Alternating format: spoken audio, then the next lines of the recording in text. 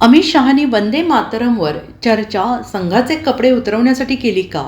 अजून बऱ्याच गोष्टी बाहेर येतील. उद्धव ठाकरेंनी थेट श्यामाप्रसाद मुखर्जींपासून कुंडलीच बाहेर काढली.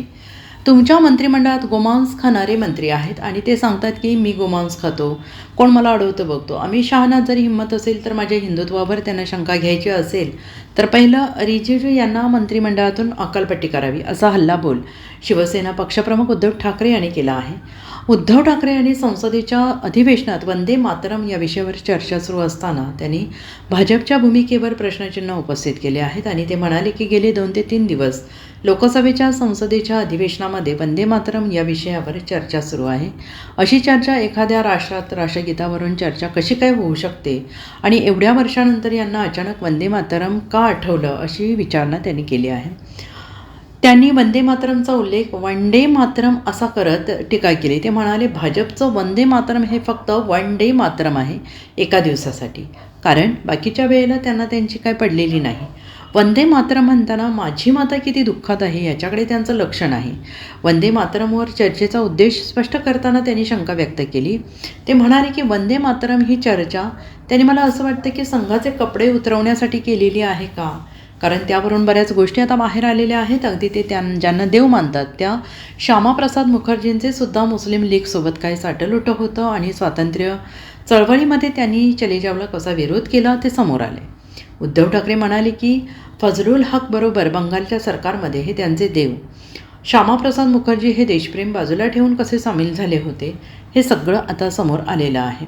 आणखीन 3 ठिकाणी त्यांनी मला वाटतं मुस्लिम लीगबरोबर सरकार स्थापन केलं होतं आणि हे यांचे राजकारणातले जन्मदाते आहेत. यांनी आम्हाला हिंदुत्व शिकवायचं असा हल्लाबोल त्यांनी केलेला आहे. काय पण विषय काय तो जो मदुराईचा प्रश्न आहे, जो गृहमंत्र्यांना आहे, मला वाटतं तो एक जरा फोटो एक मिनिट. अमित शहाचं विधान आहे की उद्धवजींच्या पक्षाने आणि उद्धवजींनी या प्रस्तावावर सही करावी. नाही, पण काय म्हणून सही करू नये असं त्यांना वाटतं? कोणत्या विषयावर? नहीं, मामला समझ में आ गया, लेकिन वो क्या कहना, अरे भाई कहना क्या चाहते हो? हिंदुत्वाचा ना, मग असं बोला ना. आता अमित शहा फार मोठे हिंदुत्ववादी आहेत आणि त्यांचा एक फोटो कोणीतरी ट्विट केलेला आहे. कारण हिंदुत्व मला अमित शहाने शिकवण्याची गरज नाहीये आणि भाजपाने तर अजिबात नाही आणि संघाने पण नाही. तूर्त काय झालेलं आहे की गेले 2-3 दिवस लोकसभेच्या म्हणजे संसदेच्या अधिवेशनामध्ये वंदे मातरम या विषयावरती चर्चा किंवा बहस, एखाद्या राष्ट्रात राष्ट्रगीतावरनं बहस कशी काय होऊ शकते आणि इतक्या वर्षानंतर ह्यांना अचानक वंदे मातरम का आठवलं? आपला देश त्या वंदे मातरमला 150 वर्ष झाली आणि भाजपचं वंदे मातरम हे फक्त वन डे मातरम आहे, एका दिवसासाठी आहे वन डे मातरम. कारण बाकीच्या वेळेला त्यांना त्याची काही पडलेली नाहीये.